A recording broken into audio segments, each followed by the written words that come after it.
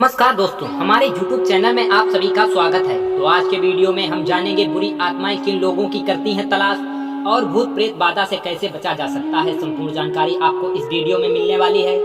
पौराणिक कहानियां और शास्त्रों के अनुसार बुरी आत्माएं वे होती हैं जिनकी मृत्यु समय से पहले या फिर उनकी इच्छा से पहले हो जाती है। उनकी इच्छा पूरी नहीं हो पाती है या तो उनका तर्पण नहीं हो पाता है। ऐसी आत्माएं अत्यधिक क्रोधित और दुखी होती हैं तो इनके अंदर नकारात्मक बुराइयां उत्पन्न हो जाती हैं, जिससे ये बहुत ही अधिक नकारात्मक ऊर्जा फैलाने का प्रयास करती हैं। आम जीवन में अक्सर हम भूत प्रेत और आत्मा के बारे में बताते हैं।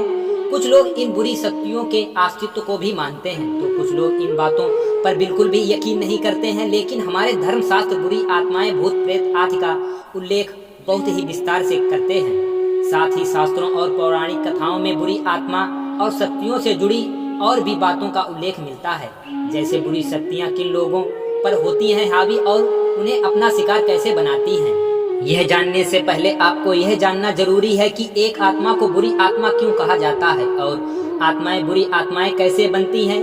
इस सवाल के साथ ही अक्सर मन में कई सवाल उत्पन्न होते हैं।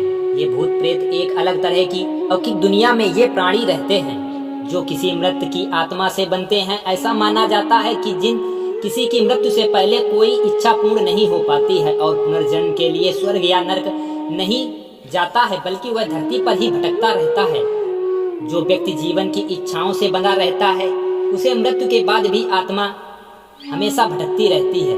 वहीं जो मनुष्य अपने जीवन में भूख, प्यास, रोग, क्रोध, वासना इत्यादि की इच्छाओं के साथ मृत्यु को प्राप्त करता है उसे मृत्यु लोक में भूत बनकर भटकना पड़ता है। ऐसी आत्माएं अपनी अधूरी इच्छाओं की पूर्ति के लिए भटकती रहती हैं।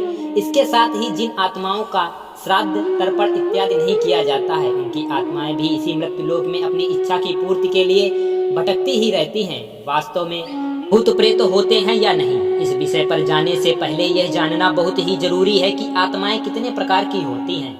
शास्त्रों में ये भी बताया गया है कि आत्माएं 3 प्रकार की होती हैं।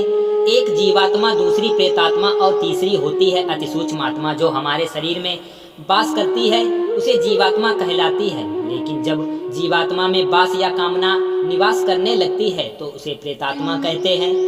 वहीं ये आत्माएं सूक्ष्म शरीर में वास करती हैं तो इन्हें सूक्ष्म आत्माएं कहते हैं। पौराणिक मान्यता के अनुसार आत्माएं कमजोर शरीर की तलाश करती हैं और जो व्यक्ति मानसिक और शारीरिक रूप से कमजोर होता है और साथ ही हमेशा डर कर रहता है, उस पर भूत का साया आसानी से पड़ता है। ज्योतिष शास्त्रों में इस संदर्भ में बताया गया है कि जब राहु लग्न भाव में या कुंडली में अष्टम भाव में होता है और उस पर अन्य पूर्व ग्रहों की दृष्टि होती है तो जातक पर इसका प्रभाव बहुत ही आसानी से पड़ जाता है और इन पर बुरी आत्माएं हावी हो जाती हैं। सबसे पहले तो बुरी शक्तियों को दूर रखने के लिए हमेशा भगवान की याद और उनकी आराधना करनी चाहिए। भगवान को हमेशा मन में रखने से सकारात्मक ऊर्जा से आप हमेशा भरे रहेंगे।